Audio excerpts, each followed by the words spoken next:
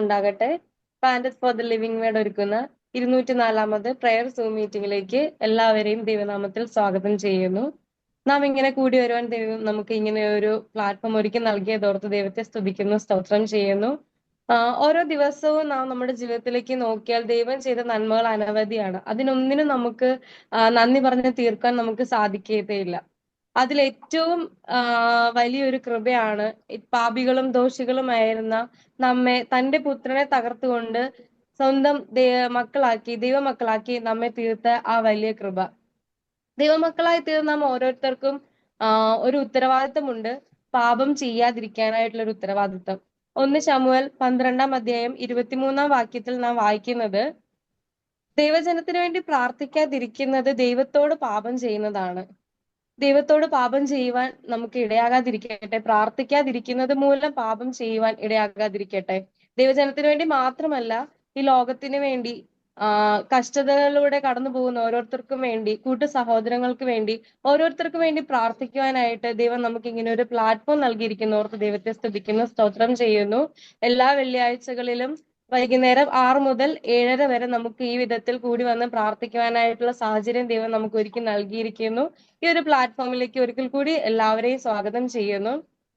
ഇന്നത്തെ മീറ്റിംഗിന്റെ ഓർഡർ പറയാനായിട്ട് ആഗ്രഹിക്കുകയാണ്. പ്രാർത്ഥിച്ച് മീറ്റിംഗ് ആരംഭിക്കുന്നത് പ്രിയ സാറാൻഡി ആണ്. 2 പാട്ടുകൾ പാടുവാനായി കടന്നു വന്നിരിക്കുന്നത് സിസ്റ്റർ ലിസി ജോർജ് ഫ്രം കോട്ടപ്പടി. മെസ്സേജിനായി നമ്മുടെ ഇടയിൽ കടന്നു വന്നിരിക്കുന്നത് സിസ്റ്റർ ഷീബ ജോണി ഫ്രം പൂഞ്ഞാർ. പിന്നീട് നമുക്ക് 25 മിനിറ്റ് പ്രാർത്ഥനയ്ക്കായിട്ട് വേർപിരിയാം. അതിനുശേഷം ക്ലോസിംഗ് പ്രേയറിനായി കടന്നു വന്നിരിക്കുന്നത് പ്രിയ ഷേർലി ആൻഡി ഫ്രം മുംബൈ. നമുക്ക് പ്രാർത്ഥിച്ച് മീറ്റിംഗ് ആരംഭിക്കാം. ഇതിനായി സാറ ആൻഡിയെ ക്ഷണിക്കുന്നു. താങ്ക് യു ആൽഗ. നമുക്ക് പ്രാർത്ഥിക്കാം. അത്യുന്നതന്റെ മറവിൽ വസിക്കുകയും സർവശക്തിന്റെ നിഴലിൻ കീഴിൽ പാർക്കുകയും ചെയ്യുന്നവൻ യഹോവയെക്കുറിച്ച് അവൻ എൻ്റെ സങ്കേതവും കോട്ടയും ഞാൻ ആശ്രയിക്കുന്ന എൻ്റെ ദൈവവും എന്ന് പറയുന്നു. ഞങ്ങളെ അതിവാത്സല്യമായി സ്നേഹിക്കുന്ന ഞങ്ങളുടെ വാഴ്ത്തപ്പെട്ട സ്വർഗസ്ഥ പിതാവേ, ഈ നല്ല ദിവസത്തിനായി ഞങ്ങൾ നിനക്ക് സ്തോത്രം ചെയ്യുന്നു. ഏത് സമയത്തും തിരുസന്നിധിയിൽ അടുത്തു വരുവാൻ തക്കവണ്ണം ഞങ്ങളുടെ ജീവിതത്തിൽ തന്നിരിക്കുന്ന പദവിക്കായിട്ട് സ്തോത്രം. ഞങ്ങളെ സ്നേഹിച്ച വിധങ്ങൾ ഓർത്ത് സ്തോത്രം ചെയ്യുന്നു. ഞങ്ങളുടെ ആവശ്യങ്ങളൊക്കെ അറിഞ്ഞ് ആകാശത്തിൻ്റെ കിളിവാതിൽ തുറന്ന് ഇന്ന് വരെ ഞങ്ങളെ നടത്തിയ ദൈവത്തിന് സ്തോത്രം. ഞങ്ങൾക്ക് വേണ്ടി ഈ ഭൂമിയിലേക്ക് വന്ന് ആ കാൽവറി ക്രൂശിൽ നീചമരണം അനുഭവിച്ചു ഞങ്ങളെ നിന്റെ മക്കളാക്കിയ മഹാദയക്കായിട്ട് സ്തോത്രം. ഞങ്ങൾ നിന്റെ മുൻപിൽ നമിക്കുന്നു, വന്ദിക്കുന്നു. ആ പാദപീഠത്തിങ്കിൽ ഞങ്ങൾ വീഴുന്ന കർത്താവേ, ഞങ്ങൾ എത്ര നന്ദി പറഞ്ഞാലും മതിയാകാത്ത വിധം അനുഗ്രഹങ്ങളാൽ ഞങ്ങളെ നിറച്ചിരിക്കുന്നത് ഓർത്ത് സ്തോത്രം ചെയ്യുന്നു. ഇന്നത്തെ ദിവസം ഞങ്ങൾ ആ സന്നിധിയിലായിരിക്കുന്നത് ഏറ്റവും അനുഗ്രഹത്തിൻ്റെ നിമിഷങ്ങളായിരിക്കണമേ എന്ന് ഞങ്ങൾ നിന്നോട് അപേക്ഷിക്കുന്നു. ഇന്നത്തെ മീറ്റിംഗ് ലീഡ് ചെയ്യുന്ന അലകമോളെ ഓർത്ത് പ്രാർത്ഥിക്കുന്നു. വളരെ പ്രയാസങ്ങളിൽ കൂടി പ്രശ്നങ്ങളിൽ കൂടിയൊക്കെ കഴിഞ്ഞ ദിവസം കടന്നുപോയി എങ്കിൽ തന്നെയും കർത്താവ് അവളെ നടത്തിയല്ലോ. കൈപിടിച്ച് നടത്തുന്ന ദൈവത്തിന് സ്തോത്രം. ഇന്നത്തെ മീറ്റിംഗ് ലീഡ് ചെയ്യുവാൻ വേണ്ട എല്ലാ കൃപയും കൊടുത്ത് കർത്താവ് സഹായിക്കണം എന്ന് ഞങ്ങൾ നിന്നോട് അപേക്ഷിക്കുന്നു. ഗാനം ആലപിക്കുന്ന സിസ്റ്റർ ലിസി ജോർജിനെ ഓർത്ത് പ്രാർത്ഥിക്കുന്നു. ദൈവം കൊടുത്ത താലന്ത് ദൈവനാമ മഹത്വത്തിനായിട്ട് ഉപയോഗിക്കുന്നതോർത്ത് സ്തോത്രം. ഞങ്ങൾക്ക് ഇന്നത്തെ ആവശ്യമായ മെസ്സേജ് ആ പാട്ടിൽ കൂടി ഞങ്ങൾക്ക് തരുവാൻ തക്കവണ്ണം കർത്താവിന് ഹിതം തോന്നണം. അതുപോലെ ഞങ്ങൾക്ക് വേണ്ടി മെസ്സേജ് തരുന്നത് സിസ്റ്റർ ഷീബ ആണല്ലോ. വളരെ തിരക്കേറിയ ജീവിതത്തിൻ്റെ മധ്യത്തിലും ഏത് സമയത്തും ആ സന്നിധിയിൽ അടുത്ത് വരികയും ആവശ്യമായ ദൂത് നൽകുവാൻ തക്കവണ്ണമുള്ള കൃപയും അവിടുന്ന് കൊടുത്തിരിക്കുന്നല്ലോ. അതിനായിട്ട് സ്തോത്രം ചെയ്യുന്നു. അതിനുശേഷം ഞങ്ങൾ ഗ്രൂപ്പായിട്ട് പ്രാർത്ഥിക്കുവാൻ ആഗ്രഹിക്കുന്നു. ലോകത്തിൻ്റെ വിവിധ ഭാഗങ്ങളിലുള്ള ഞങ്ങളുടെ പ്രിയപ്പെട്ടവരുടെ ആവശ്യങ്ങളൊക്കെയും ആ പാദപീഠത്തിങ്കിൽ വയ്ക്കുവാനും അനേകർക്ക് വേണ്ടി ഇടനില നിന്നുകൊണ്ട് യാചിക്കുവാനുമായിട്ട് ഞങ്ങൾ ആ സന്നിധിയിൽ വരികയാണ്. പിന്നീടായിട്ട് ഈ മീറ്റിംഗ് ക്ലോസ് ചെയ്യുന്നത് സിസ്റ്റർ ഷേർലി ബാബുക്കുട്ടിയാണല്ലോ. ആ മകളെയും ഞങ്ങൾ താഴ്ത്തി നിന്റെ കയ്യിൽ തരുന്നു. ഇന്നത്തെ പ്രോഗ്രാം ആദിയോടന്തം അവിടുന്ന് തന്നെ കൂടെ ഇരുന്ന് നിയന്ത്രിച്ചു കൊള്ളണം. കാലാവസ്ഥയുടെ പ്രതികൂലം പല സ്ഥലങ്ങളിലുണ്ട്, എങ്കിലും ലൈനിൽ യാതൊരു ഡിസ്റ്റർബൻസും കൂടാതെ ഇന്നത്തെ മീറ്റിംഗ് ഏറ്റവും അനുഗ്രഹമാക്കി തരണം. ഞങ്ങളുടെ പ്രാർത്ഥന കേട്ടതിനായിട്ട് സ്തോത്രം. സകലവും ഞങ്ങൾക്കായി ജീവൻ വെച്ച രക്ഷകന്റെ വിലയേറിയ നാമത്തിൽ തന്നെ ആമേൻ. Thank you sir aunty. നാം എപ്പോൾ കൂടി വന്നാലും പാട്ടുകളിലൂടെ നാം ദൈവത്തെ ആരാധിക്കാറുണ്ട്, മഹത്വപ്പെടുത്താറുണ്ട്. ഇന്ന് നമ്മുടെ ഇടയിലേക്ക് 2 പാട്ടുകൾ പാടുവാനായിട്ട് പ്രിയ ലിസി ആന്റി കടന്നു വന്നിട്ടുണ്ട്. പാട്ടുകൾ പാടാനായി പ്രിയ ലിസി ആന്റി ഫ്രം കോട്ടപ്പടി ആന്റിയെ ദൈവനാമത്തിൽ ക്ഷണിക്കുന്നു. പുസ്തകത്തിലെ 771 പാട്ട്.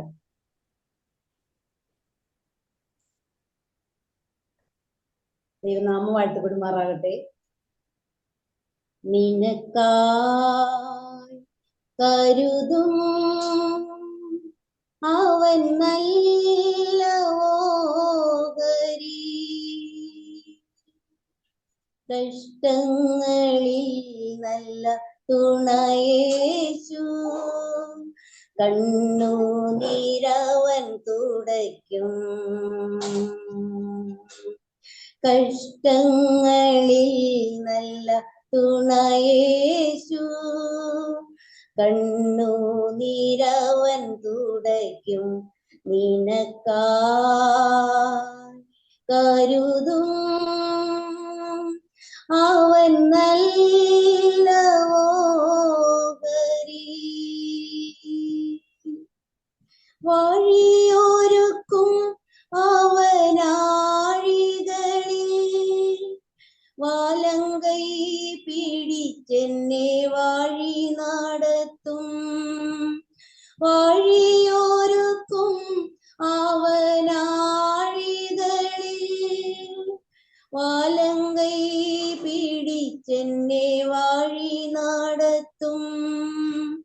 വാതിലുകൾ പലതും അടഞ്ഞിടിലും, വല്ലഭൻ പുതുവഴി തുറന്നിടുമേ.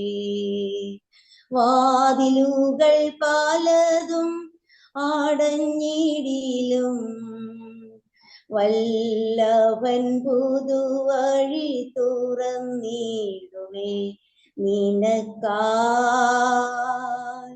കരുതും അവൻ നല്ല ഓഹരി, വാഗ്ദത്തം നമ്മുടെ നിക്ഷേപമേ, വാക്കു പറഞ്ഞവൻ മാറുകില്ല. വാഗ്ദത്തം നമ്മുടെ നിക്ഷേപമേ, വാക്കു പറഞ്ഞവൻ മാറുകില്ല. വാനവും ഭൂമിയും മാറിടുമേ, വചനങ്ങൾക്കോ ഒരു മാറ്റമില്ല. വാനവും ഭൂമിയും മാറിടുമേ, വചനങ്ങൾക്കോ ഒരു മാറ്റമില്ല. നിനക്കായി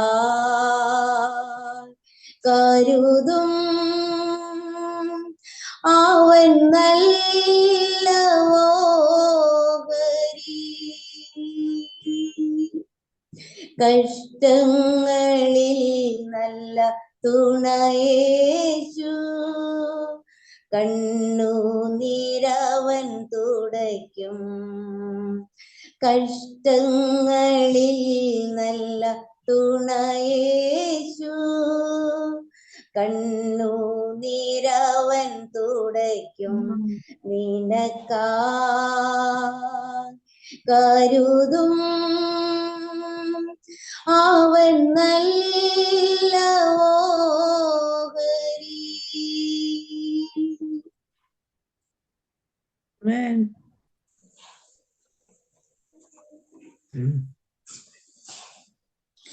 അടുത്തത് 1515.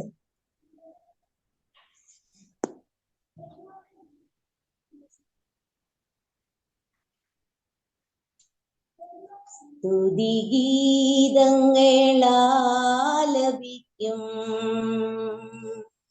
തിരുനാമമഹത്വത്തിനായി, സ്തുതിഗീതങ്ങളാലപിക്കും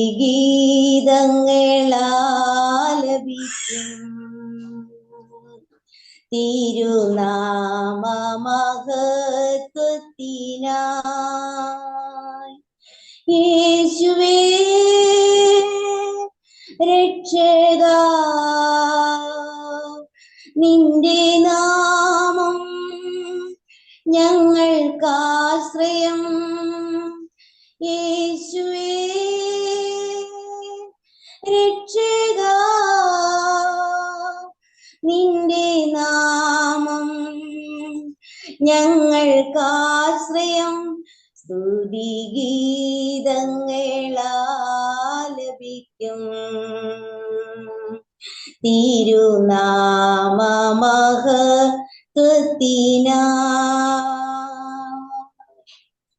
ദിനം തോറും നിന്ദാനങ്ങളാ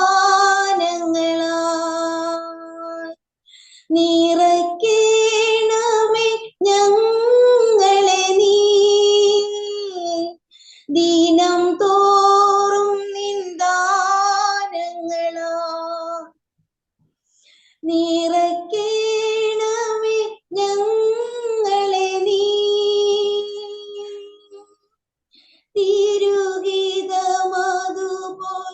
നടന്നിടുവാനായി കനിവേകണമേ നിന്റെ കാരുണ്യത്താൽ തിരുഹിതമതുപോൽ നടന്നിടുവാനായി കനിവേകണമേ നിന്റെ കാരുണ്യത്താൽ സ്തുതിഗീതങ്ങളാലപിക്കും തിരുനാമമഹത്വത്തിനാ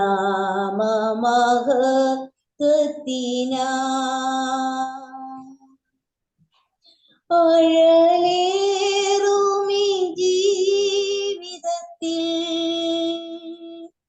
പ്രതികൂലങ്ങളേറിടുമ്പോൾ അഴലേറുമീ ജീവിതത്തിൽ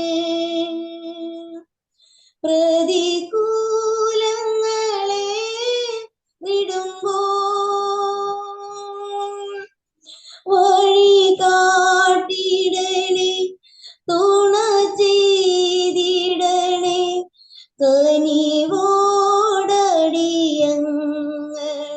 കാത്തിടണേ വഴി കാട്ടിടണേ തുണ ചെയ്തിടണേ കനിവോടടിയങ്ങളെ കാത്തിടണേ സ്തുതിഗീതങ്ങളാലപിക്കും തിരുനാമമഹത്വത്തിനാ സ്തുതിഗീതങ്ങളാലപിക്കും തിരുനാമമഹത്വത്തിനാ.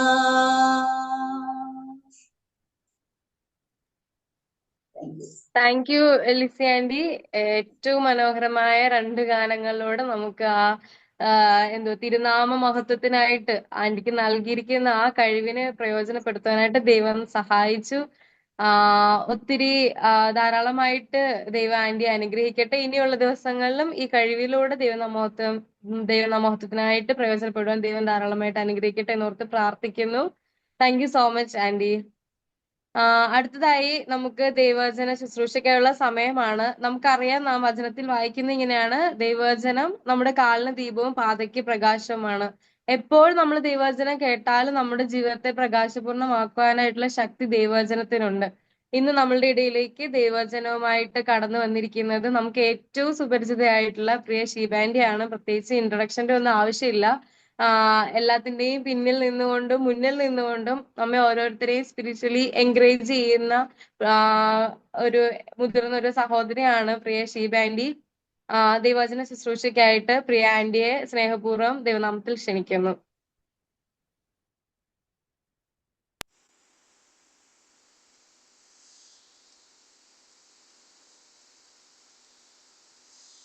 Thank U Alaka.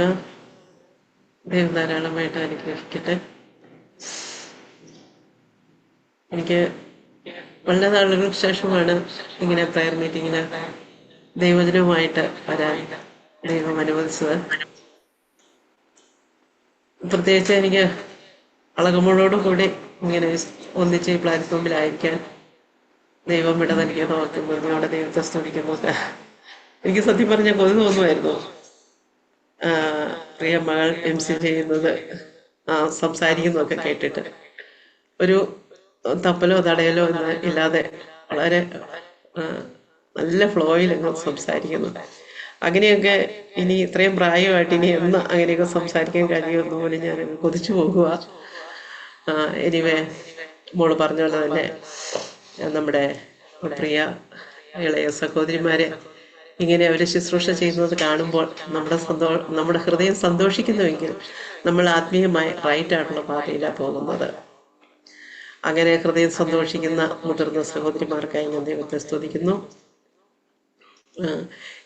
സാധാരണ എനിക്ക് സമയം തികയാത്ത ആളാണ്, പക്ഷെ ഇന്ന് 20 മിനിറ്റ് പോലും എനിക്ക് അധികമായിട്ട് തോന്നുന്ന ഒരു സന്ദർഭത്തിലാണ് ഞാൻ ആയിരിക്കുന്നത്. അതുകൊണ്ട് നമുക്ക് വളരെ സാവകാശം വചനത്തിലേക്ക് കടക്കാം. കുറച്ച് മുമ്പേ ആണ് എനിക്കത് സബ്ജക്റ്റ് കിട്ടിയത്, പക്ഷെ എനിക്കതൊന്നും നോക്കാൻ പോലും സമയം കിട്ടിയില്ല എന്നുള്ളത് ഒരു ക്രെഡിറ്റ് ആയിട്ടല്ല, മറിച്ച് ഒരു ദുഃഖത്തോടു കൂടി ആ കാര്യം അറിയിക്കുകയാണ്. എല്ലാവരും പ്രാർത്ഥനയോടുകൂടി ആയിരിക്കണമെന്ന് അപേക്ഷിക്കുന്നു. മടുപ്പെന്ന് പറയുന്നത് നമ്മുടെ എല്ലാവരുടെയും ജീവിതത്തിൽ വരാൻ സാധ്യതയുള്ള ഒരു പ്രതിഭാസം തന്നെയാണ്. മനുഷ്യനാണോ മനുഷ്യന്റെ ജീവിതത്തിൽ മടുപ്പ് എന്നൊരു പ്രതിഭാസമുണ്ട്. അത് ഏത് പ്രായത്തിലും, കുഞ്ഞു പ്രായത്തിലാണെങ്കിലും ഏറ്റവും പ്രായമുള്ള അവസ്ഥയിലാണെങ്കിലും മടുപ്പ് എന്നൊരു കാര്യം ജീവിതത്തിൽ സംഭവിക്കാൻ ഏറെ സാധ്യതയുണ്ട്. അതിൽ ഏതിനോടുള്ള ബന്ധത്തിലും, ഇനി ജോലിയോടുള്ള ബന്ധത്തിലാണെങ്കിൽ ഒരു ജോലി തന്നെ സ്ഥിരമായിട്ടൊക്കെ ചെയ്ത് കഴിയുമ്പോഴത്തേക്ക് ചിലപ്പോൾ മടുക്കുന്ന ഒരവസ്ഥ വരാം. ഭക്ഷണത്തോടുള്ള ബന്ധത്തിലാണെങ്കിലും നമുക്ക് തുർമാനമായിട്ട് ഒരേ ഭക്ഷണം തന്നെ തുർമാനമായി കഴിച്ചാൽ നമുക്ക് മടുപ്പുണ്ടാകാം. നമ്മൾ കേരളക്കാരൊന്ന് ഓർത്ത് നോക്കിയേ, ചോറ് മടുപ്പുണ്ടാവും. മിക്കവാറും എനിക്ക് തോന്നുന്നു 90% ആൾക്കാർക്ക് വലിയ മടുപ്പൊന്നും ഇല്ലാത്തൊരു കാര്യമാണ് ചോറ്. ചോറില്ലാതെ കേരളക്കാർക്ക് പറ്റിയല്ല. നോർത്ത് ഇന്ത്യൻസ് ആണെങ്കിൽ ചപ്പാത്തി ഇല്ലാതെ പറ്റിയല്ല. പക്ഷെ അത് സ്ഥിരമായിട്ട് കഴിച്ചിട്ടും മടുക്കുന്നില്ല എന്ന് ഞാൻ ചിന്തിച്ചിട്ടുണ്ട്. അതിന്റെ കാരണം അന്വേഷിച്ചപ്പം കണ്ടെത്താൻ കഴിഞ്ഞത്, ഈ ചോറ് തന്നെയാണ് അല്ലെങ്കിൽ ഈ ചപ്പാത്തി തന്നെയാണ് കഴിക്കുന്നതെങ്കിൽ കുറച്ച് ദിവസം കഴിയുമ്പോഴത്തേക്ക് നമ്മൾ മടുത്തു പോകും. എന്നാൽ അതിനുള്ള ബാക്കി സാമഗ്രികൾ, അതിനോട് ചേർത്ത് കിട്ടുന്ന കറികൾ, അത് വെറൈറ്റി ആയതുകൊണ്ടാണ് നമ്മൾ ആ സാധനങ്ങൾ നമ്മൾ മടുത്തു പോകാതിരിക്കുന്നത്. അപ്പൊ ആ കറിയുടെ വ്യത്യസ്തത അനുസരിച്ചാണ്. അല്ലെങ്കിൽ നമുക്ക് ഭക്ഷണത്തോട് പോലും നമുക്ക് മടുപ്പ് തോന്നും. ഇനി ആത്മീയ തലത്തിലാണെങ്കിലോ, നിങ്ങൾക്ക് എത്ര പേർക്ക് അങ്ങനെ ഫീൽ ചെയ്തിട്ടുണ്ടെന്ന് എനിക്കറിയില്ല. എന്നാൽ എനിക്ക് പലപ്പോൾ ഫീൽ ചെയ്തിട്ടുള്ളൊരു കാര്യമാണ്, ചിലപ്പം പ്രാർത്ഥിക്കാൻ മടുപ്പ് തോന്നിയിട്ടുണ്ട് എനിക്ക് ഒരുപാട് സന്ദർഭങ്ങളിൽ. ചുമ്മാ വെറുതെ എഴുന്നേറ്റ് ചിലപ്പോൾ തലയും മുണ്ടിട്ടും ചിലപ്പോൾ അല്ലാതെയൊക്കെ വെറുതെ അങ്ങോട്ടിരിക്കും, ഒന്നും പ്രാർത്ഥിക്കാൻ പറ്റാത്ത അവസ്ഥ. തിരുവചനം വായിക്കാന് ധ്യാനിക്കാന് പറ്റാത്ത ഒരുപാട് സന്ദർഭങ്ങൾ എൻ്റെ ജീവിതത്തിൽ ഉണ്ടായിട്ടുണ്ട്. ഒരു വെയർനെസ്, ഒരു ക്ഷീണത്തിന്റെ, ഒരു മടുപ്പിന്റെ അവസ്ഥ. അപ്പം ഇങ്ങനെ മനുഷ്യന്റെ ജീവിതത്തിൽ ഏത് മേഖലയിലാണെങ്കിലും ഈ ഒരു അവസ്ഥ ഉണ്ടാകാൻ സാധ്യതയുള്ളത് കൊണ്ട് തന്നെയാണ് കർത്താവ് തന്നെ നേരിട്ട് പറഞ്ഞിരിക്കുന്നത്, നിങ്ങൾ മടുത്തു പോകരുത്. പ്രത്യേകിച്ച് ആത്മീയ വിഷയങ്ങളിൽ മടുത്തു പോകരുത്. അതിലും പ്രത്യേകമായിട്ട് പ്രാർത്ഥനയിൽ മടുത്തു പോകരുത്. ഇതിപ്പോ നമ്മൾ ഇൻട്രൊഡക്ഷൻ കേട്ടതുപോലെ 204 ഈ 203 മെസ്സേജുകൾ നമ്മൾ കേട്ടു, 203 പ്രാർത്ഥനകളിൽ നമ്മൾ പങ്കെടുത്തു. നമ്മൾ ഇതിനകത്ത് ഈ സ്ക്രീനിലൊന്ന് നോക്കിയാൽ നമുക്കൊരു കാര്യം മനസ്സിലാക്കാൻ കഴിയുന്നത്, ആദ്യ കാലഘട്ടത്തിൽ വളരെ ഉത്സാഹത്തോടു കൂടി വന്ന ഒരുപാട് പേരുണ്ട്. ആദ്യ കാലഘട്ടങ്ങളിലൊക്കെ ഇത് ഒരു 10, 40, 50 ആൾക്കാരൊക്കെ വന്നുകൊണ്ടിരുന്നതാണ്. പക്ഷെ ഇപ്പം ഒരു മടുപ്പായി തുടങ്ങി. ആൾക്കാർക്ക് ഇപ്പം സ്ഥിരമായി വരുന്നവർ പോലും പലരും ഇപ്പം പല കാര്യങ്ങളും ചോദിച്ച എന്തെങ്കിലും ഒഴിവൊഴിവൊക്കെ പറയെങ്കിലും മടുപ്പായി തുടങ്ങി പ്രാർത്ഥിക്കുക എന്നുള്ളത്. ഇതൊക്കെ മുന്നമേ കണ്ടാണ് കർത്താവ് പറഞ്ഞത് നിങ്ങൾ മടുത്ത് പോകരുത് എന്ന് പറഞ്ഞത്. അത് നമുക്ക് എല്ലാവർക്കും അറിയാവുന്ന പോലെ ലൂക്കോസ് സുവിശേഷം 18-ാം വാക്യത്തിലാണ് അത് കർത്താവ് പ്രത്യേകിച്ച് പറയുന്നത്. മടുത്തു പോകാൻ സാധ്യതയുള്ളതുകൊണ്ട് മടുത്തു പോകരുത്. ഇങ്ങനെ മടുത്തു പോകാതെ പ്രാർത്ഥിച്ച രണ്ട് സഹോദരിമാരെ കുറിച്ച് നമുക്ക് വേഗം ഒന്ന് ചിന്തിക്കാം. ഒന്ന് നമുക്ക് 18-ാം അധ്യായത്തിൽ പറഞ്ഞ ലൂക്കോസ് സുവിശേഷം 18-ാം അധ്യായത്തില് ഒരു വിധവേനെ നമുക്ക് കാണാനായിട്ട് കാണാം. മടുത്തു പോകാതെ തൻ്റെ കാര്യങ്ങൾക്കായി അപേക്ഷിച്ച ഒരു സ്ത്രീയാണ് ഈ വിധവ എന്ന് പറയുന്നത്. ഈ രണ്ട് സ്ത്രീകളും പ്രതിയോഗികൾ ഉണ്ടായിരുന്ന സ്ത്രീകളാണ്. ഈ 18-ാം അധ്യായത്തിലെ ഈ സ്ത്രീ ഒരു വിധവയാണ്. ഈ വിധവയുടെ കാര്യങ്ങൾ നമുക്ക് മുമ്പോട്ട് പോയാൽ മനസ്സിലാക്കാൻ കഴിയും. ഞാനത് ഒത്തിരി എക്സ്പ്ലെയിൻ ചെയ്യേണ്ട കാര്യമൊന്നുമില്ല. പക്ഷേ ഇവിടെ അതിൻ്റെ ചില വാക്യങ്ങൾ വായിക്കാം. മടുത്തു പോകാതെ എപ്പോഴും പ്രാർത്ഥിക്കണം എന്നുള്ളതിന് അവരോട് ഒരു ഉപമ പറഞ്ഞത്, ദൈവത്തെ ഭയവും മനുഷ്യനെ ശങ്കയുമില്ലാത്ത ഒരു ന്യായാധിപൻ ഒരു പട്ടണത്തിൽ ഉണ്ടായിരുന്നു. നമ്മൾ കുഞ്ഞുങ്ങളോട് കഥ പറഞ്ഞു കൊടുക്കുമ്പോൾ ഒരിടത്ത് ഒരു ന്യായാധിപൻ ഉണ്ടായിരുന്നു. ആ ന്യായാധിപന്റെ അഡ്ജക്റ്റീവ്സ് ആണ് പറഞ്ഞിരിക്കുന്നത്. ദൈവത്തെ ഭയവും മനുഷ്യനെ ശങ്കയുമില്ല. ദൈവഭയം, അത് ഫിയർ ഓഫ് ഗോഡ്. അത് നമ്മൾ ഇംഗ്ലീഷിൽ വായിച്ചാൽ അത് ദൈവഭക്തിയായിട്ടും നമുക്കതിനെ മനസ്സിലാക്കാനായിട്ട് കഴിയും. ദൈവഭയമോ അല്ലെങ്കിൽ ദൈവഭക്തിയോ ഇല്ലാത്ത ഒരു മനുഷ്യൻ എന്ന് പറയുമ്പോൾ തന്നെ അവൻ വെറും പൊട്ടനാ എന്ന് പറഞ്ഞാൽ അറിവില്ലാത്തവനാ. യഹോവ ഭക്തി അല്ലെങ്കിൽ യഹോവ ഭയം എന്താണ്? ജ്ഞാനത്തിന്റെ ആരംഭമാണ്. അപ്പൊ ഇത് ഇല്ലാത്ത ഒരു വ്യക്തിയെ സംബന്ധിച്ച് അവന് യാതൊരു അറിവുമില്ലാത്തയാളാണ്. അറിവില്ലാത്തവരെന്ത് ചെയ്യും? അറിവില്ലാത്തവരിൽ നിന്നാണ് നമ്മൾ ഹോശയ്യായി പറയുന്നത്, പരിജ്ഞാനമില്ലായികയാലല്ല എൻ്റെ ജനം നശിച്ചു പോകുന്നു, അധോഗതി പ്രാപിക്കുന്നത്. പരിജ്ഞാനമില്ലെങ്കിൽ ചെയ്യുന്നതെല്ലാം കെടുമതിയായിരിക്കും. അത് അവർക്ക് തന്നെയല്ല മറ്റുള്ളവർക്കും കെടുമതിയായിരിക്കും എന്നുള്ളത് നമുക്ക് വചനത്തിൽ നിന്ന് തന്നെ മനസ്സിലാക്കാൻ പറ്റും. അപ്പൊ ഇദ്ദേഹത്തെ സംബന്ധിച്ച് വലിയധികം പരിജ്ഞാനമുള്ള ഒരു മനുഷ്യനായിരുന്നില്ല. പക്ഷെ അദ്ദേഹം ആയിരിക്കുന്ന പൊസിഷൻ എന്താ? ന്യായാധിപതിയായിട്ടിരിക്കുന്ന ഒരു ഹൈ പൊസിഷനാണ്. എല്ലാവരും ആദരിക്കേണ്ട, എല്ലാവരും ഭയപ്പെടേണ്ട, ബഹുമാനിക്കേണ്ട ഒരു ഹൈ പൊസിഷനിൽ ഇരിക്കുന്ന ഈ മനുഷ്യനെ സംബന്ധിച്ച് ഏറ്റവും ഒരു ഗുണം എടുത്തു പറഞ്ഞിരിക്കുന്നത് എന്താ? ദൈവത്തെ ഭയമില്ലാത്ത, അറിവില്ലാത്ത, പരിജ്ഞാനമില്ലാത്ത ഒരു മനുഷ്യനാണ്. പരിജ്ഞാനമില്ലാത്ത ഒരു മനുഷ്യൻ ഒരു ദേശത്തെ അല്ലെങ്കിൽ ഒരു സമൂഹത്തെ ഗൈഡ് ചെയ്താൽ, റൂള് ചെയ്താൽ എങ്ങനെയായിരിക്കും ആ ജനത്തിന്റെ അവസ്ഥ? ആ ജനം അധോഗതിയിലേക്ക് പോകുന്ന ഒരവസ്ഥ ഉണ്ടാകും. ആ അധോഗതി ഈ പട്ടണത്തിൽ തന്നെ നമുക്ക് കാണാനായിട്ട് കഴിയും, അല്ലേ? അവിടെ ഉണ്ടായിരുന്നു ഒരു വിധവ. ഒരു വിധവ എന്ന് പറയുമ്പം എപ്പോഴും സംരക്ഷണം ആവശ്യമുള്ളവളാണ്. പക്ഷെ പലപ്പോഴും സംരക്ഷണം ലഭിക്കാതെ പോകുന്ന ഒരു പൊസിഷനാണ് വിധവമാർക്കുള്ളത്. അങ്ങനെയുള്ള ഒരു വിധവ അവിടെ ഉണ്ടായിരുന്നു. അവൾക്ക് അവിടെ ഒരു പ്രതിയോഗി ഉണ്ടായിരുന്നു. എപ്പോഴെങ്കിലും ചിന്തിച്ചിട്ടുണ്ടോ ഈ പ്രതിയോഗി എങ്ങനെയുള്ള ആളായിരിക്കുമെന്ന്? ഇനി ഈ പ്രതിയോഗി ഒരു പുരുഷനാണെങ്കിൽ ഈ വിധവ അനുഭവിക്കുന്ന ആ ഉപദ്രവം എന്തെങ്കിലും ഉപദ്രവമായിരിക്കുമല്ലോ, അല്ലെ? അതായിരിക്കുമല്ലോ എൻ്റെ പ്രതിയോഗിയോട് പ്രതിക്രിയ നടത്തി എന്നെ രക്ഷിക്കണമെന്ന് അവള് പറയുന്നത്. അപ്പൊ അത് ആ പ്രതിയോഗി ഒരു പുരുഷനാണെങ്കിൽ അവളെ ഏതെല്ലാം വിധത്തിൽ അദ്ദേഹം ഉപദ്രവിക്കാൻ സാധ്യതയുണ്ട് എന്ന് മുതിർന്ന സഹോദരിമാരായി നമുക്ക് ഊഹിക്കാവുന്നതേയുള്ളൂ. ഇനി ഒരു സ്ത്രീയാണ് പ്രതിയോഗിയെങ്കിൽ അവൾക്ക് അത്രയും അങ്ങനെ എനിക്ക് പ്രതിക്രിയ ചെയ്ത് എന്നെ രക്ഷിക്കണമെന്ന് പറയേണ്ട, അത്രയും മടുപ്പ് കൂടാതെ വന്ന് ഇദ്ദേഹത്തോട് മുട്ടിപ്പാടി യാചിക്കേണ്ട കാര്യം കാണുകയില്ല. ഇനി ഒരുപക്ഷെ വല്ല ഈ വിധവയായതുകൊണ്ട് വല്ല അതിര് തർക്കമോ വല്ലതും ആണോ?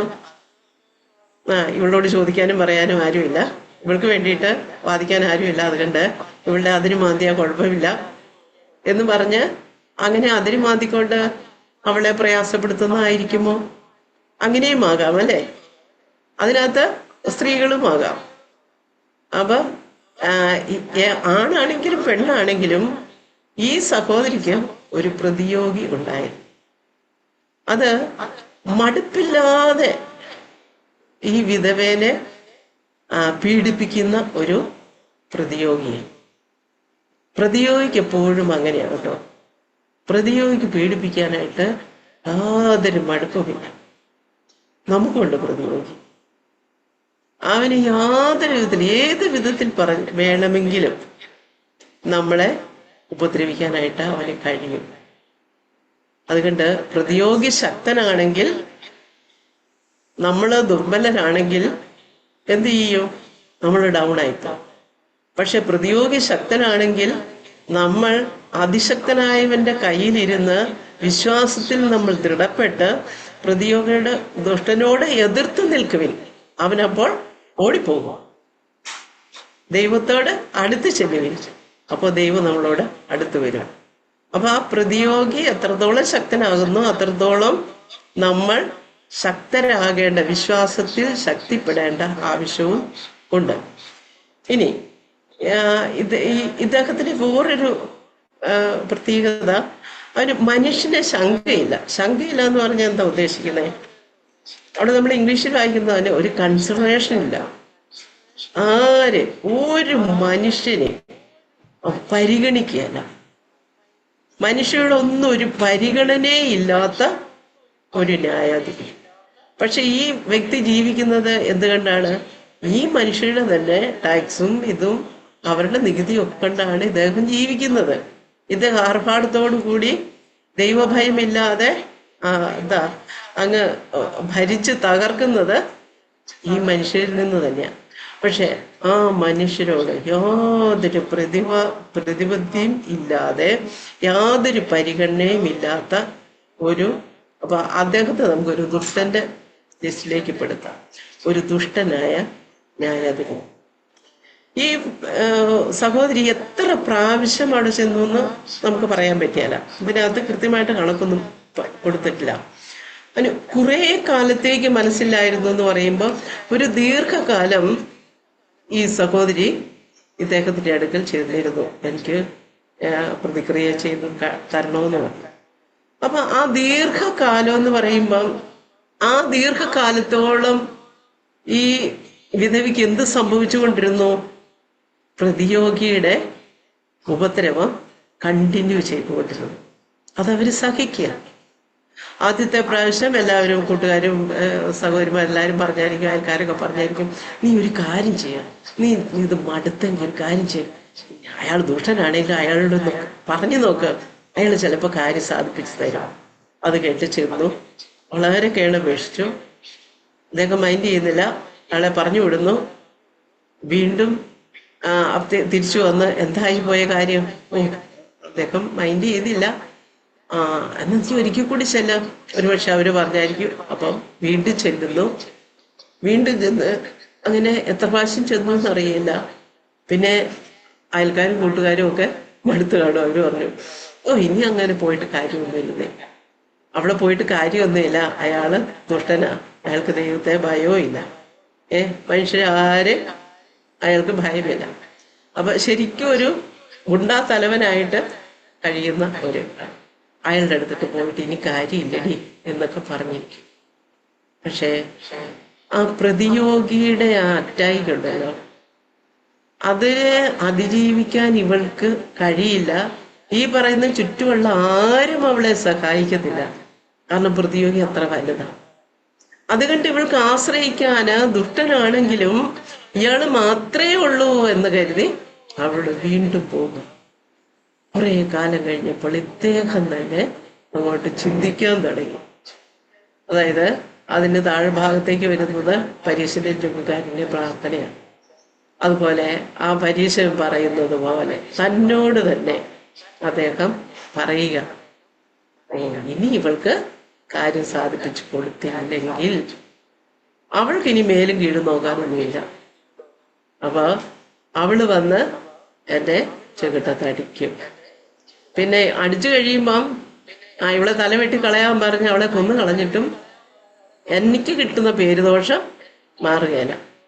എനിക്കുള്ള ദിനവൃത്താന്ത പുസ്തകത്തില്, എന്റെ ദിനവൃത്താന്ത പുസ്തകത്തിൽ, എന്റെ ഡയറിയില് എന്റെ കാര്യങ്ങൾ എഴുതി വെക്കുന്ന കൂടെ ഇങ്ങനെ ഒരു കാര്യം കൂടെ എഴുതും. അവസാനം വലിയ പുള്ളിയൊക്കെ ആയിരുന്നു, ദൈവത്തെ ഭയമില്ല, മനുഷ്യൻ ശങ്കയിലായിരുന്നു, പക്ഷെ ഒരു സാധു ഒരു പെണ്ണിന്റെ തല്ല് മേടിച്ചവൻ എന്നുള്ള ഒരു ലേബല് ഉണ്ട് എന്ന് പറഞ്ഞ് എഴുതി വെക്കും. അത് കണ്ട് ഇനി ഞാൻ അവൾക്ക് പ്രതിക്രിയ ചെയ്ത് അവളെ സഹായിക്കും. അനീതിയുള്ള ഒരു ന്യായാധിപൻ ചിന്ത എടുത്ത ഒരു ഡിസിഷൻ, എത്രയാന്ന് പറഞ്ഞാലും അയാൾ എടുത്ത ഡിസിഷൻ വളരെ യോഗ്യമായിരുന്നു. അവളെ പ്രതിക്രിയ ചെയ്ത് സഹായിച്ചു. ഇനി എന്ത് പ്രതിയോഗിയ എന്നൊന്നും നമുക്കറിയില്ല, പക്ഷെ ഇത്രയും നാള് ഈ പുറകെ നടന്ന് കാര്യം സാധിപ്പിച്ചതാ. അപ്പൊ ഈ ന്യായാധിപൻ ആ പ്രതിയോഗിയോട് എങ്ങനെ ചെയ്തിരിക്കും എന്നൊക്കെ നമുക്ക് നോക്കിച്ചാൽ മതി അല്ലേ. ആ പ്രതിയോഗിയുടെ കാര്യം കട്ട പുകയായിപ്പോയി കാണും. ശരിക്കും അതിനെ പ്രതിക്രിയ ചെയ്തിട്ടുണ്ടാകും ഈ ദുഷ്ടനായ ന്യായാധിപൻ. അങ്ങനെയെങ്കിൽ ദൈവമോ തന്നോട് രാപ്പകൽ പ്രാർത്ഥിക്കുന്ന, നിലവിളിക്കുന്ന ഭക്തന്മാർക്ക് ഏറ്റവും വേഗത്തിൽ പ്രതിക്രിയ ചെയ്ത് അവനെ രക്ഷിക്കുകയോ സഹായിക്കുകയോ. സഹോദരിമാരെ, ഞാനൊന്ന് ചോദിച്ചോട്ടെ, നമ്മളിപ്പം ഈ പ്രാർത്ഥന തുടങ്ങിയിട്ട് തന്നെ ഏതാനും ചില വർഷങ്ങളെ ആണല്ലേ. നമുക്ക് ആദ്യ ലിസ്റ്റുകളൊക്കെ ഉണ്ടായിരുന്നു. ഇപ്പം ലിസ്റ്റ് മാറി ഇപ്പൊ ലേറ്റസ്റ്റ് ഒരു ലിസ്റ്റ് വന്നിട്ടുണ്ട് അല്ലേ. നമ്മുടെ ആദ്യ ലിസ്റ്റില് പ്രാർത്ഥന വിഷയങ്ങളൊക്കെ ഓർക്കുന്നുണ്ടോ? എത്ര പേര് ഓർക്കുന്നുണ്ട്? നമ്മുടെ ആദ്യ ലിസ്റ്റില് പ്രാർത്ഥന വിഷയങ്ങള് ഓർക്കുന്നവര്, ഇന്നും അത് പ്രാർത്ഥിക്കുന്നവര് എത്ര പേരുണ്ട്? നമ്മളത് മറന്നുപോയില്ലേ? നമ്മളത് മറന്നുപോയോ? അപ്പൊ പല വിഷയങ്ങളും നമ്മളിപ്പോൾ പ്രാർത്ഥിക്കാതെ വിടുന്നു. ഇനി നമ്മളുടെ ജീവിതത്തിൽ തന്നെ എത്രയോ വിഷയങ്ങൾ നമ്മൾ പ്രാർത്ഥിച്ചുകൊണ്ടിരുന്ന എത്രയോ വിഷയങ്ങൾ ഇപ്പോൾ പ്രാർത്ഥിക്കാതെ ആയിരിക്കുന്നു. നമ്മളുടെ കുഞ്ഞുങ്ങളോടുള്ള ബന്ധത്തിലാകട്ടെ, നമ്മളുടെ ജീവിത പങ്കാളിയോടുള്ള, നമ്മുടെ സഹോദരങ്ങളോടുള്ള, നമ്മുടെ സഭയോടുള്ള ബന്ധത്തിലാകട്ടെ, നമ്മൾ ആഗ്രഹിച്ച രീതിയിൽ മറുപടി കിട്ടിയില്ല എങ്കിൽ നമ്മുടെ പ്രാർത്ഥന നിർത്തിപ്പോകുന്നവരുടെ കൂട്ടത്തിൽ ഞാൻ പലപ്പോഴും ആയിപ്പോയിട്ടുണ്ട്. നിങ്ങളിൽ പലരും അങ്ങനെ ആയിപ്പോയിട്ടുണ്ട് എന്ന് ഞാൻ കരുതുകയാണ്. ഈ വിധവ അങ്ങനെയുള്ള ഒരു ലിസ്റ്റില് ആയിപ്പോയിരുന്നെങ്കിൽ അവൾക്ക് പ്രതിക്രിയ ചെയ്തിട്ട് ലഭിക്കുമായിരുന്നില്ല. പക്ഷെ അവൾക്ക് പ്രതിക്രിയ ചെയ്ത് ലഭിക്കാനിടയായത് അവളുടെ മടുപ്പില്ലാത്ത അപേക്ഷയാണ്. അത് ഫോളോ ചെയ്യാൻ നമ്മളെ വേണ്ടി സഹായിക്കട്ടെ. തന്നെയുമല്ല, ഞങ്ങളുടെ കോട്ടയത്ത് ഒരു ആച്ചായൻ മരിച്ചുപോയി. അമ്മ മരിച്ചോന്ന് ഞാൻ എനിക്കറിയില്ല. അച്ചായനും അമ്മാമ്മയും അച്ചായനും മക്കളും രക്ഷയിലേക്ക് വന്നു. ഭയങ്കര ഭക്തനായിരുന്നു മനുഷ്യൻ. എന്നിട്ട് അദ്ദേഹം തൻ്റെ ഭാര്യ രക്ഷയിലേക്ക് വന്നില്ല, പക്ഷെ ഭാര്യയ്ക്ക് വേണ്ടി എത്ര വർഷം പ്രാർത്ഥിച്ചതറിയാം. 12 വർഷം കഴിഞ്ഞപ്പോ അദ്ദേഹവും പറഞ്ഞു, 12 കൊല്ലം പട്ടിയുടെ വാല് കുഴലിലിട്ടാൽ എന്തേലും ഒരു പ്രതീക്ഷ, ഒന്ന് നിവർന്നു വന്നാലോ എന്നുള്ളൊരു പ്രതീക്ഷ കാണും. പക്ഷെ അതുപോലും എൻ്റെ ഭാര്യയുടെ ഭാഗത്തുനിന്ന് ഇല്ലല്ലോ എന്ന് പറഞ്ഞ അദ്ദേഹം നിരാശ വന്നിട്ടുണ്ട്. പക്ഷെ അദ്ദേഹം പ്രാർത്ഥന നിർത്തിയില്ല. നീണ്ട 25 വർഷം അദ്ദേഹം തൻ്റെ ഭാര്യയുടെ രക്ഷയ്ക്ക് വേണ്ടി പ്രാർത്ഥിച്ചു. എന്നിട്ട് അമ്മാമ്മ രക്ഷിക്കപ്പെട്ടു. ആ കുടുംബം വളരെ ആനന്ദത്തിലായി. മടുത്തു പോകാതെ പ്രാർത്ഥിക്കുന്ന ഭക്തകള് ഇന്നും നമ്മളുടെ സമൂഹത്തിലുണ്ട്. നമുക്കും അവരുടെ ആ ലിസ്റ്റിൽ പെടാൻ ഇടയാകട്ടെ. ഞാൻ അടുത്ത ഒരു സഹോദരിയെ കുറിച്ച് എന്ന് പറഞ്ഞുകൊണ്ട് പോകാം. 10 മിനിറ്റ് സമയങ്ങളുണ്ടെന്ന് തോന്നുന്നു. ഇനി 1 ശമൂവേൽ 1-ാം അധ്യായം അതിന്റെ 18-ന്റെ 1 ശമൂവേൽ 1-ാം അധ്യായം അത് നമുക്ക് എല്ലാവർക്കും അറിയാം. ഹന്നയെ കുറിച്ച് അറിയാം അല്ലെ? ഹന്ന മടുത്തു പോകാതെ പ്രാർത്ഥിച്ച ഒരു സഹോദരിയാണ്. എത്ര വർഷം പ്രാർത്ഥിച്ചു എന്ന് തിരുവചനത്തിൽ നമുക്ക് മനസ്സിലാക്കാനായിട്ട് കഴിയില്ല. ഹന്ന പ്രാർത്ഥിക്കാൻ ഏറ്റവും പ്രേരകമായത് ഒന്ന് വായിക്കാമോ? 1 ശമൂവേൽ 1-ാം അധ്യായം അതിന്റെ 6-ാം വാക്യം.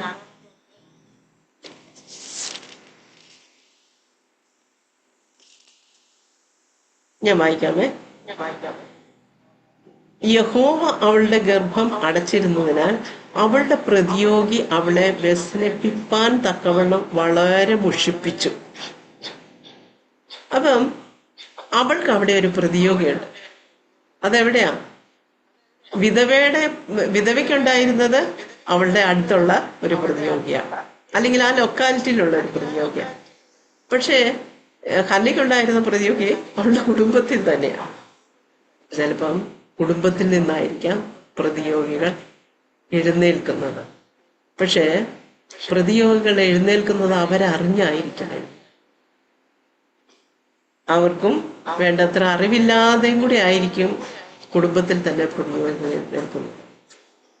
ഇവിടെ ഹന്നയുടെ പ്രതിയോഗി പെനീനയാണ്. ഈ പെനീന അവളെ ശാരീരികമായി പീഡിപ്പിച്ചു എന്ന് കരുതുന്നില്ല, പക്ഷെ മാനസികമായി. ശാരീരികമായി പീഡിപ്പിക്കുന്നതാണെങ്കിൽ ആ ശരീരത്തിന്റെ വേദന മാറുമ്പോൾ അങ്ങോട്ട് തീരും. പക്ഷെ മാനസികമായിട്ടുള്ള പീഡിപ്പിക്കല് അത് വളരെ പ്രയാസമേറിയ ഒന്നാണ്. അത് ചിലപ്പോൾ മനസ്സിൽ നിന്ന് വിട്ടുപോകാനായിട്ട് പറ്റാത്തതായിരിക്കും ആ പീഡനം എന്ന് പറയുന്നത്. അപ്പൊ ഈ പ്രതിയോഗി അവളെ വളരെ മുഷിപ്പിച്ച് വ്യസനിപ്പിച്ചു. അവൾക്ക് ഭക്ഷണം പോലും പ്രോപ്പറായിട്ട് കഴിക്കാൻ പറ്റാതെ വണ്ണം. ഇതെത്ര കാലം തുടർന്നു എന്നറിയാമോ? നമ്മള് വേദപുസ്തകത്തിൽ അത് രേഖപ്പെടുത്തിയിട്ടില്ല എങ്കിലും ഹന്നയുടെ വിവാഹം നടന്നത് നല്ല ചെറുപ്പത്തിൽ തന്നെയാണ് അല്ലെ? നേരത്തെ യഹൂദന്മാര് നേരത്തെ വിവാഹം കഴിപ്പിക്കും. പക്ഷെ ചരിത്രത്തിൽ നമ്മൾ മനസ്സിലാക്കുന്നത് 30-40 ഏകദേശം ഈ ബിറ്റ്വീൻ ഈ പ്രായം വരെയും ഹന്നയ്ക്ക് മക്കളുണ്ടായില്ല. അപ്പൊ ഏകദേശം 40 വയസ്സോളം വരെ അവള് വർഷങ്ങളോളം താന് പ്രാർത്ഥിച്ചു ഒരു കുഞ്ഞിന് വേണ്ടിയിട്ട്. പെനീന എന്ന പ്രതിയോഗിയുടെ മുമ്പിൽ തല ഉയർത്തി നിൽക്കാൻ ഒരു കുഞ്ഞിന് വേണ്ടിയിട്ട് മച്ചി എന്ന തൻ്റെ ഈ ഇഷ്ടമില്ലാത്ത ഈ ലേബൽ ഒന്ന് മാറ്റിക്കൊടുക്കാൻ വേണ്ടിയിട്ട്. സാധാരണ വിവാഹം കഴിഞ്ഞ് താമസിയാതെ തന്നെ യഹൂദന്മാരുടെ ഇടയിൽ കുഞ്ഞുങ്ങളെ സ്ത്രീകളെ പ്രസവിക്കണം. അവരെത്രത്തോളം വേഗം എത്രത്തോളം കുഞ്ഞുങ്ങളെ പ്രസവിക്കുന്നു അത്രത്തോളം അവർക്ക് ക്രെഡിറ്റ് ആകും. ഇന്നുള്ള മക്കളെ പോലെയൊന്നുമല്ല.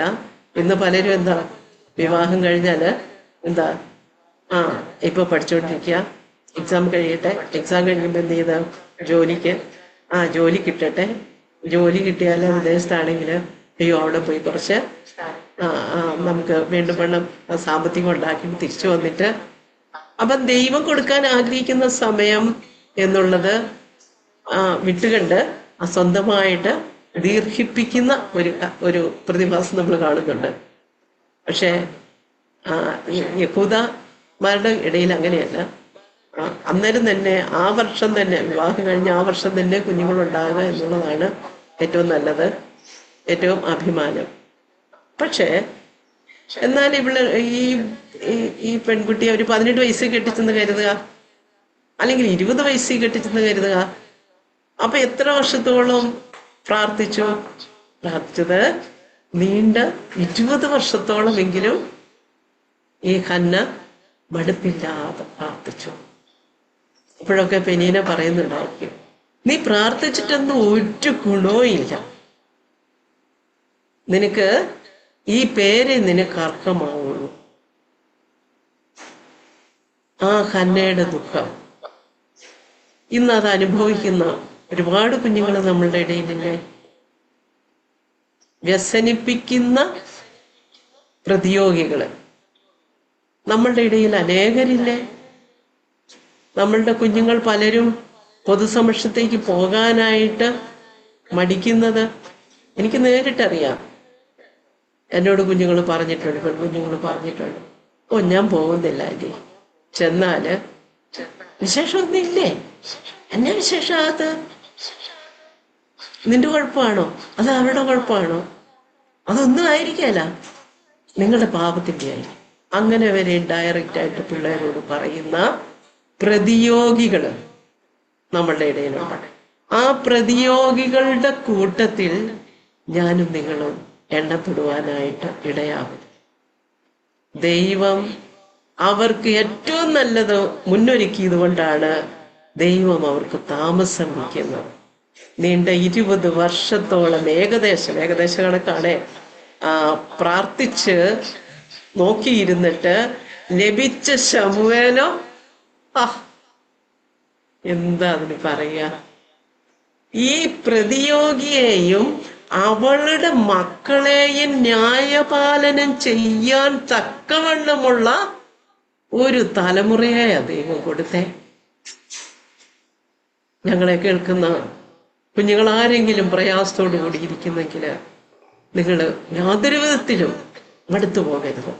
നിങ്ങളുടെ ഏത് പ്രായത്തിലും മക്കളെ നൽകുവാൻ ദൈവം മതിയായവനാണ്.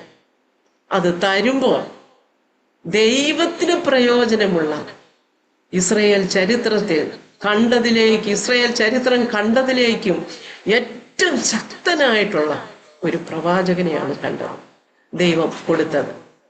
പെനീനയുടെ നാവടയ്ക്കുന്ന, പെനീനയുടെ മക്കൾ തലകുനിക്കുന്ന ഒരു മകനെ അങ്ങ് കൊടുത്തു. അവിടെ ഹന്ന ക്ഷീണിച്ചു പോയിരുന്നെങ്കിലോ? അപ്പോ മടുപ്പില്ലാതെ പ്രാർത്ഥിക്കാം. നമ്മൾക്കിടയാകട്ടെ. ഇവരുടെ രണ്ടുപേരുടെ റിസൾട്ട് നമ്മൾ കണ്ടു. മടുപ്പില്ലാതെ, ദൈവഭയമില്ലാത്ത ഒരു അനീതിയുള്ള ന്യായാധിപന്റെ അടുക്കൽ പോയി മടുപ്പില്ലാതെ അപേക്ഷിച്ചപ്പോൾ അവളുടെ പ്രതിയോഗിയെ അവനെ വേണ്ടും വണ്ണം കൈകാര്യം ചെയ്ത ഒരു ന്യായാധിപൻ, അവൾക്ക് റിസൾട്ട് കിട്ടും. ഇനി മറ്റൊന്നോ, സ്വന്തം ഭവനത്തിൽ തന്നെ പ്രതിയോഗി എഴുന്നേറ്റപ്പോൾ തൻ്റെ ഏകാശ്രയമായിരിക്കുന്ന, ഭർത്താവിൽ പോലും ആശ്രയിക്കാതെ തൻ്റെ ആശ്രയമായിരിക്കുന്ന കർത്താവിൽ മടുപ്പില്ലാതെ തൻ്റെ ഹൃദയത്തെ ആലയത്തിൽ ചെന്ന് പകർന്നുകൊണ്ടിരിക്കുന്ന ഒരു ദിവസത്തെ ഹൃദയ പകർച്ചയാണ് നമ്മൾ ബൈബിളിൽ വായിക്കുന്നുള്ളൂ. പക്ഷെ ഈ നീണ്ട 20 വർഷവും അവൾ ആലയത്തിൽ പോകുമ്പോൾ അങ്ങനെ തന്നെ ഹൃദയം ദൈവസന്നിധി പകർന്ന് പ്രാർത്ഥിച്ചു.